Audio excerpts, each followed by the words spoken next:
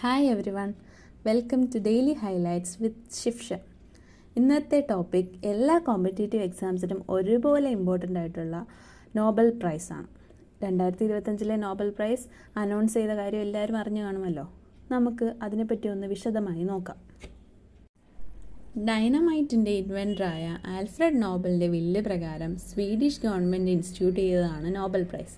1901 ആദ്യമായി Nobel prize നൽകുന്നത്.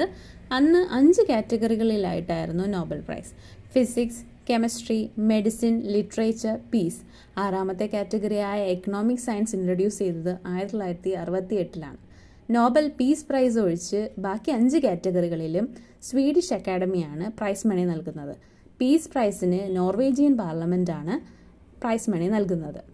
2025 physics കാറ്റഗറിയിലെ Nobel prize ആർക്കൊക്കെയാണ് നൽകിയതെന്ന് നമുക്ക് നോക്കാം.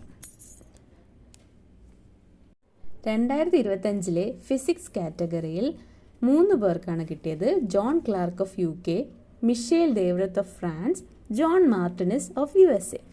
ഇവർക്ക് 3 പേർക്കും മാക്രോസ്കോപ്പിക് ക്വാണ്ടം മെക്കാനിക്കൽ ടണലിങ്ങിനും ഇലക്ട്രിക് സർക്യൂട്ടിലെ എനർജി കോണ്ടൻസേഷനുമാണ് കിട്ടിയത്. കഴിഞ്ഞ 3 വർഷത്തിനിടയിൽ ഇത് 2ാം തവണയാണ് ക്വാണ്ടം മെക്കാനിക്സ് ഗവേഷകർക്ക് അവാർഡ് കിട്ടുന്നത്. എല്ലാ കാറ്റഗറിയിലെയും പ്രൈസ് മണി എന്ന് പറയുന്നത് 11 മില്യൺ സ്വീഡിഷ് ക്രോണറാണ്. നമുക്കിനി അടുത്തത് കെമിസ്ട്രി നോക്കാം. കെമിസ്ട്രിയിൽ 3 പേർക്ക് തന്നെയാണ് കിട്ടിയത്: Susumu Kitagawa of Japan, Richard Robson of Australia, Omar Yaghi of USA. Metal organic framework develop ചെയ്തതിനാണ് അവർക്ക് കെമിസ്ട്രിയിലെ നോബൽ പ്രൈസ് കിട്ടിയത്. അടുത്തത് മെഡിസിൻ ഓർ ഫിസിയോളജി, വൈദ്യശാസ്ത്രത്തിനുള്ള നൊബേൽ സമ്മാനം. ഇതിലും 3 പേർക്കാണ് കിട്ടിയത്: Mary Brunkow and Fred Ramsdell of USA, Shimon Sakaguchi of Japan. ഇവർക്ക് 3 പേർക്കും പെരിഫറൽ ഇമ്മ്യൂൺ ടോളറൻസിലുള്ള ഡിസ്കവറീസിനാണ് കിട്ടിയത്. രോഗപ്രതിരോധ കോശങ്ങൾ നമ്മുടെ സ്വന്തം ശരീരത്തെ തന്നെ ആക്രമിക്കുന്നത് തടയുന്ന രോഗപ്രതിരോധ സംവിധാനത്തിനെയാണ് റെഗുലേറ്ററി T കോശങ്ങൾ എന്ന് പറയുന്നത്. ഇതിനുള്ള കണ്ടുപിടുത്തത്തിനാണ് ഇവർക്ക് വൈദ്യശാസ്ത്രത്തിനുള്ള നൊബേൽ സമ്മാനം കിട്ടിയത്. ഈ കോശങ്ങൾ കണ്ടുപിടിക്കുന്നത് വഴി നമുക്ക് ക്യാൻസറിൻ്റെ രോഗചികിത്സയ്ക്കും ഇമ്മ്യൂൺ സിസ്റ്റത്തിനുള്ള ഓട്ടോ ഇമ്മ്യൂൺ ഡിസീസസിനുള്ള ചികിത്സയ്ക്കും വളരെ പ്രയോജനപ്പെടുന്നതാണ്. അടുത്തത് ലിറ്ററേച്ചർ. സാഹിത്യത്തിനുള്ള നോബൽ സമ്മാനം കിട്ടിയത് ഹംഗേറിയൻ ഓഥറായ ലാസ്ലോ ക്രാൻസ്ഹോക്കായ്ക്കാണ്. അടുത്തത് എക്കണോമിക് സയൻസ്, സാമ്പത്തിക ശാസ്ത്രത്തിനുള്ള നോബൽ സമ്മാനം. ഇതും 3 പേർക്ക് തന്നെയാണ് കിട്ടുന്നത്: Joel Mokyr of USA, Philippe Aghion of UK, Peter Howitt of USA. ഈ എക്കണോമിക് സയൻസ് ആണ് 1968 ഇൻട്രൊഡ്യൂസ് ചെയ്തത്. ഇതിൻ്റെ പ്രൈസ് മണി കൊടുക്കുന്നതും സ്വീഡിഷ് അക്കാഡമി തന്നെയാണ്.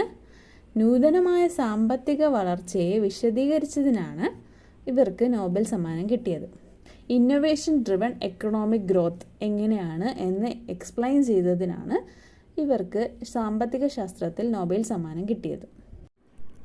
അടുത്തത് നോബൽ പീസ് പ്രൈസാണ്. സമാധാനത്തിനുള്ള നോബൽ സമ്മാനം നൽകുന്നത് നോർവേജിയൻ നോബൽ കമ്മിറ്റിയാണ്. ഈ വർഷത്തെ നോബൽ പീസ് പ്രൈസ് കിട്ടിയത് മരിയ കൊറീന മഷാദോ ഓഫ് വെനിസ്വേലയ്ക്കാണ്. തൻ്റെ രാജ്യത്തിലെ ജനാധിപത്യ പോരാട്ടത്തിന് വേണ്ടിയിട്ടാണ് അവർക്ക് അംഗീകാരം ലഭിച്ചത്. ജനാധിപത്യ മനുഷ്യാവകാശ പ്രവർത്തകയാണവർ, പ്രതിപക്ഷ നേതാവ് കൂടിയാണ്. അതുമാത്രമല്ല, നോബൽ പീസ് പ്രൈസ് ലഭിക്കുന്ന 20ാമത്തെ വനിത കൂടിയാണ് അവർ. ഇതോടുകൂടി നമ്മുടെ നോബൽ പ്രൈസിൻ്റെ വീഡിയോ ഇവിടെ അവസാനിക്കുന്നു. എല്ലാ കാറ്റഗറിയിലുമുള്ള പ്രൈസുകൾ നമ്മൾ ഡിസ്കസ് ചെയ്തതാണ്. എല്ലാവർക്കും മനസ്സിലായി കാണുമെന്ന് വിശ്വസിക്കുന്നു. എന്തെങ്കിലും ഡൗട്ട് ഉണ്ടെങ്കിൽ നിങ്ങൾക്ക് കമൻറ്റ് ബോക്സിലൂടെ ചോദിക്കാവുന്നതാണ്. വീഡിയോ ഒരു 2-3 ടൈംസ് കണ്ടാൽ മാത്രമേ നിങ്ങൾക്കിത് തുറവായിട്ട് പഠിക്കാൻ കഴിയുള്ളൂ. അപ്പം നന്നായി മനസ്സിലാക്കുക. എന്തെങ്കിലും ഡൗട്ട് ഉണ്ടെങ്കിൽ ചോദിക്കുക. നാളെ വേറൊരു ടോപ്പിക്കുമായി വരുന്നതായിരിക്കും. എല്ലാവർക്കും ഇഷ്ടപ്പെട്ടെങ്കിൽ വീഡിയോ ലൈക്ക് ചെയ്യുക, ഷെയർ ചെയ്യുക, സബ്സ്ക്രൈബ് ചെയ്യുക. Thank you.